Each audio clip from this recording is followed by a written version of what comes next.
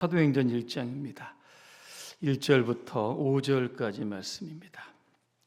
1절의 말씀부터 함께 합독하겠습니다. 데오빌로여, 내가 먼저 쓴 글에는 물은 예수께서 행하시며 가르치시기를 시작하심부터 그가 택하신 사도들에게 성령으로 명하시고 승천하시는 날까지의 일을 기록하였노라. 그가 고난받으신 후에 또한 그들에게 확실한 많은 증거로 친히 살아계심을 나타내사 40일 동안 그들에게 보이시며 하나님 나라의 일을 말씀하시니라. 사도와 함께 모이사 그들에게 분부하여 이르시되 예루살렘을 떠나지 말고 내게서 들은 바 아버지께서 약속하신 것을 기다리라.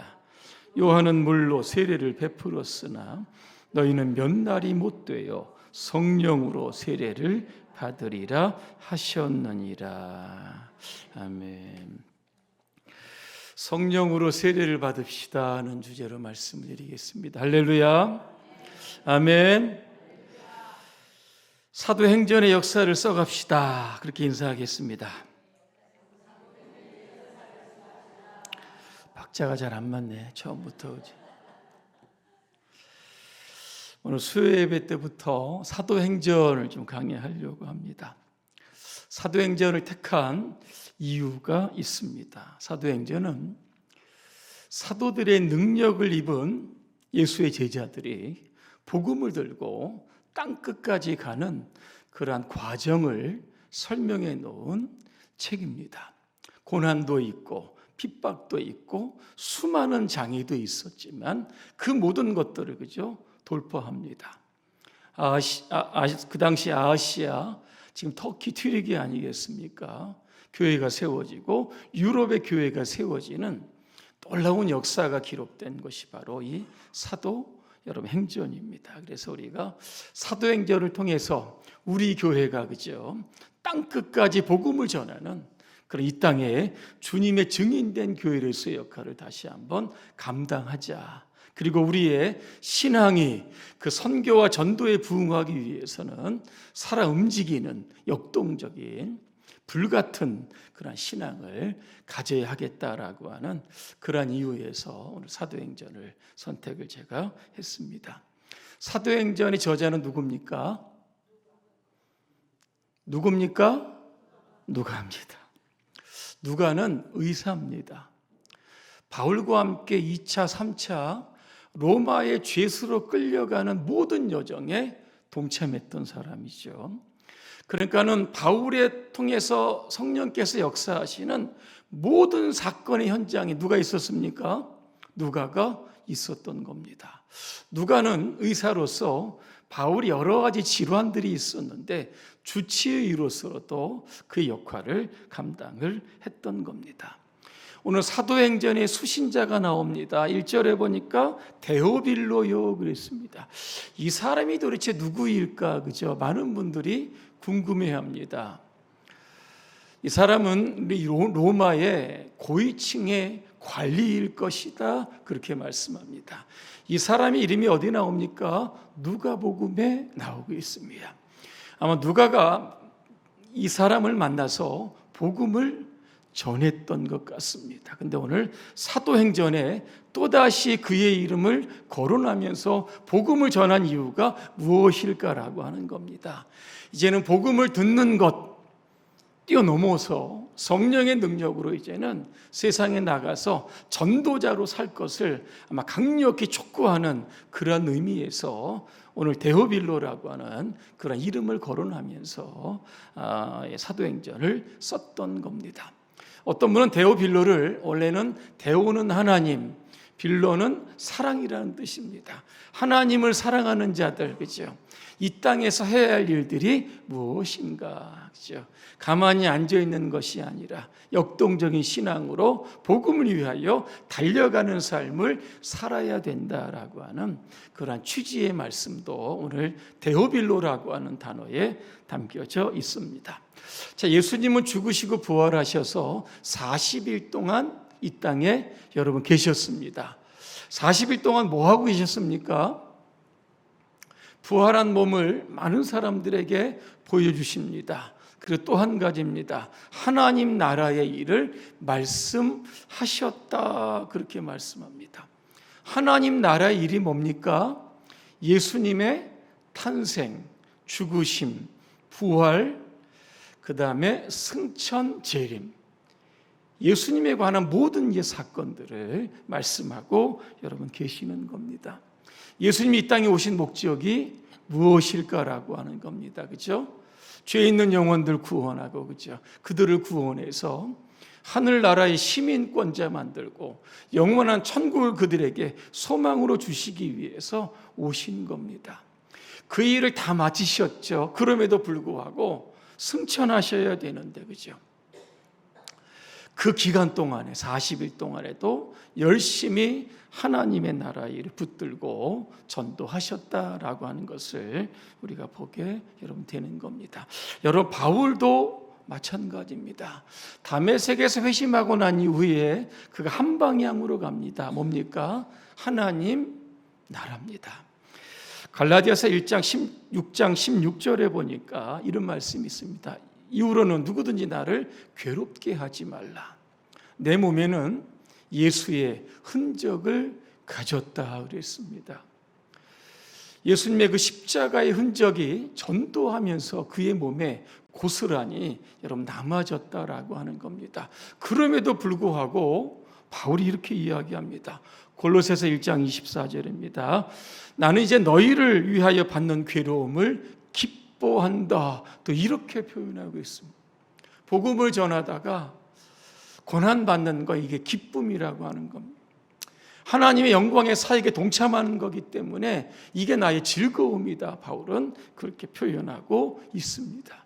로마에 순교하기까지 나는 얼마든지 그리스도로 인한 그 복음의 고난을 내 육체에 채우겠다, 분명하게 말씀하고 여러분 있는 겁니다. 우리도 이 땅에 살아가는 목적이 무엇일까? 신학자, 장로교 신학자 켈빈은 이런 이야기를 합니다. 예수 믿는 사람들의 첫째 의무는 보이지 않는 하나님의 나라를 보이게 하는 것이다. 그죠? 이렇게 여러분 말했다라고 하는 겁니다. 예수님 40일입니다. 제한된 시간이죠. 그 이후에는 예수님도, 그죠? 더 전도하실 수 없는 시간입니다. 왜? 승천하시면 하나님 보좌 우편에 앉아 계시기 때문입니다. 40일 동안 얼마나 분주하게 전도하셨을까 여러분 한번 상상해 보시기를 바랍니다. 한 곳에서만 머물지 않았을 겁니다. 어떤 여행이나, 그죠? 어떤 볼거리를 찾아다니지도 않았을 겁니다. 오직 한 영혼 구원하는 여기 일에 사람들을 보면서 계속해서 달려 여러분 가셨을 겁니다. 마태복음 20장에 보니까 포도원 품꾼의 비유가 나옵니다. 유대 나라에는 이제 10월 달이 되면 우기가 시작이 됩니다. 그래서 8월이 되면 포도를 수확을 해야 합니다. 수확철에 늘 일꾼이 늘 부족하죠. 주인이요. 아침 일찍 나갑니다. 오전 6시 나가서 인력시장에 가서 풀꾼들을 사가지고 옵니다. 그런데도 일꾼이 부족하죠. 오전 9시에 나갑니다. 그 다음에 정오에도 나가고 오후 3시에도 나갑니다. 이 정도 됐으면, 그죠? 어느 정도 일꾼이 찼을 텐데 성경에 보니까 오후 5시에도 여러분 나갔다는 겁니다. 갔더니 사람들이 이렇게 빈둥빈둥 놀고 있는 겁니다. 아니, 여기서 왜 이렇게 놀고 있느냐 이렇게 물어봤더니 사람들이 우리를 일꾼으로 써주지 않아서 우리가 이렇게 지금 있다는 겁니다. 잘 됐다. 지금 가서 우리 포도원에 가서 좀 일 좀 하자. 그래서 그들을 여러분 데리고 오게 됩니다. 포도원은 오후 6시가 되면 작업이 끝납니다. 오후 5시에 온 사람들은 딱 1시간만 일하면 되는 겁니다. 그럼에도 불구하고 왜 주인이 오후 5시에 나가서 그 일꾼들을 데리고 왔을까라고 하는 겁니다. 여러분 어떻게 생각하십니까? 하나님은 오늘 저와 여러분들에게 일할 기회를 주시고 있는 겁니다. 오늘 우리 가운데는 일찍 부르심을 받은 사람들이 있죠. 그죠? 오전 6시에. 하지만 늦게 부르심을 받은 오후 5시에 부르심을 받은 사람도 여러분 있는 겁니다. 하나님 앞에서는 시간이 중요한 게 아니죠. 내가 지금 하나님의 일에 투입되어서 열심히 주의 일에 지금 돕고 있는가, 이게 굉장히 여러분 중요하다라고 하는 겁니다. 시간은 흘러가고, 그죠? 화살처럼 날아갑니다. 저와 여러분에게 남겨진 시간도 아주 제한되어 여러분 있을 겁니다.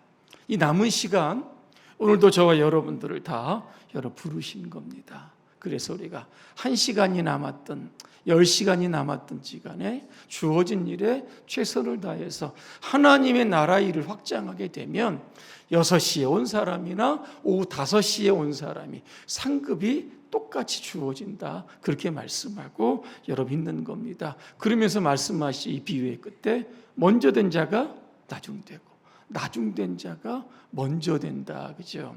언제 부르심을 받았느냐, 이게 중요한 게 아니라 지금 내가 하나님의 나라를 위해서 얼마나 열심히 헌신하고 있는가, 이것이 중요한 것을 말씀하고 여러분 있는 겁니다. 하나님 오늘 저와 여러분들을 부르시죠. 이유는 하나입니다.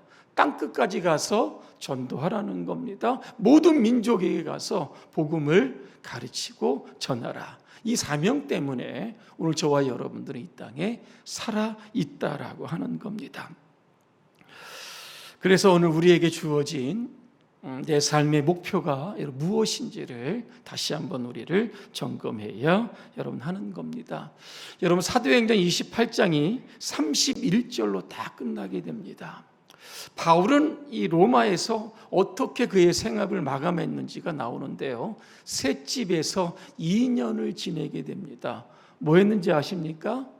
하나님 나라를 전파했다 그랬습니다. 사실은 구금 상태입니다. 죄인이었기 때문에. 그럼에도 불구하고 오는 사람들을, 그죠? 그들에게 열심히 하나님의 나라를 가르쳤던 그러한 사람들입니다. 오늘도 저와 여러분들의 사명이, 그죠? 주님이 오시는 그날까지 우리에게 주어진 사명은 오직 하나님 나라, 영혼을 구원하는 이러한 전도의 사역인 줄로 여러분 믿습니다. 오늘 5절에 이렇게 보니까, 그러면 우리가 하나님의 나라의 일을 하려고 하면 무엇이 필요한지를 아주 구체적으로 설명하고 있습니다. 오늘 설교의 주제와도 같습니다.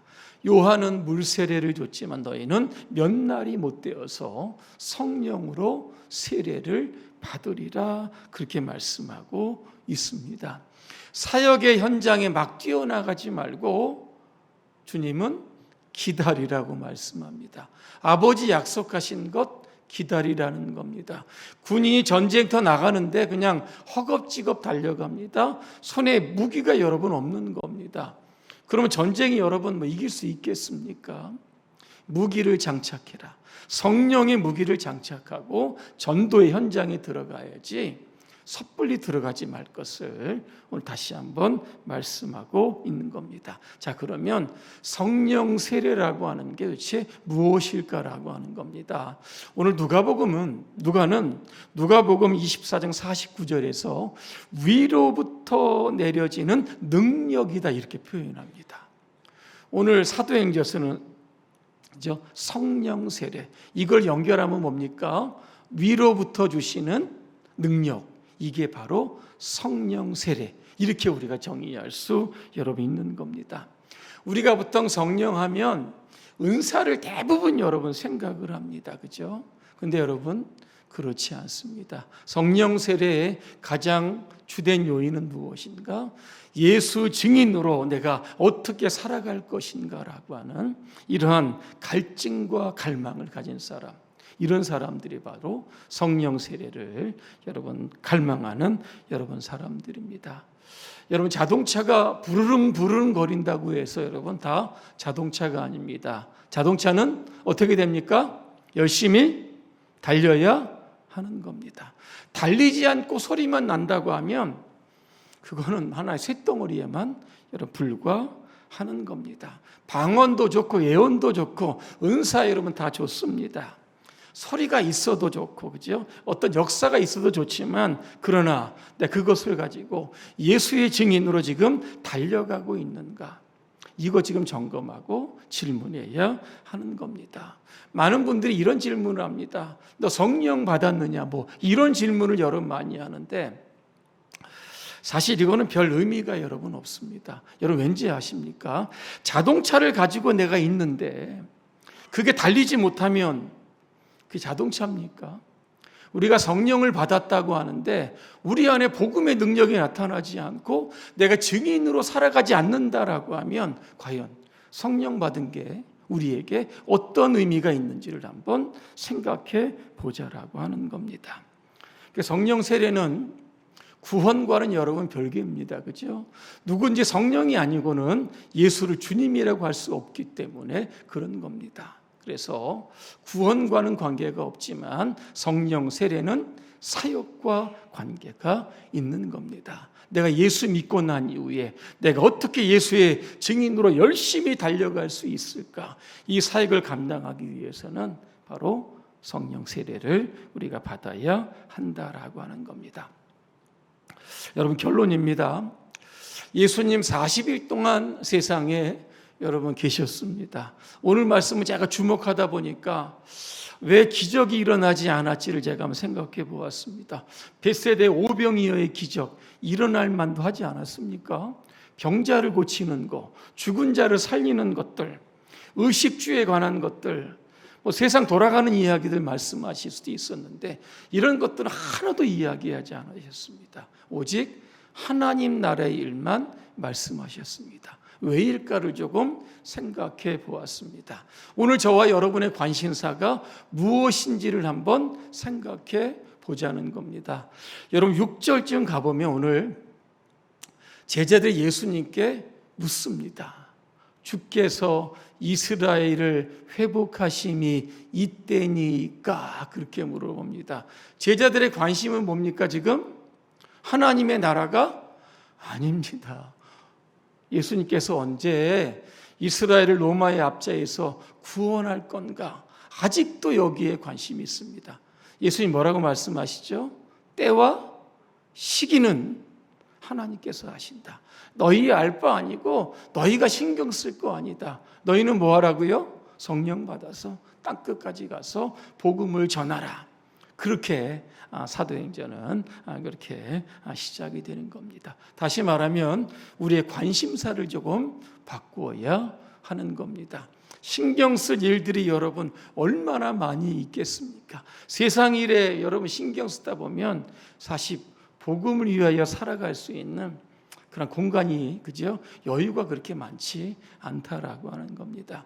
우리의 남겨진 시간 온전히 하나님의 나라 그 일을 위해서 살아가시기를 주님의 이름으로 축복합니다. 기도하겠습니다. 좋으신 하나님, 주님은 승천하기 직전 40일 동안 하나님 나라의 일을 말씀하셨습니다. 제자들을 향해서 성령 세례를 통해 땅끝까지 이르러 주님의 증인이 되라고 권고하셨습니다. 오늘 우리의 주된 관심사가 무엇인지를 돌아봅니다. 세상의 것들도 중요하지만 더 중요한 것들, 하나님의 나라, 주님의 나라가 이 땅에 임하는 것임을 우리가 믿고 우리가 성령 충만함으로 담대한 주님의 용사들로 살게 하여 주시옵소서. 예수님의 이름으로 기도합니다. 아멘.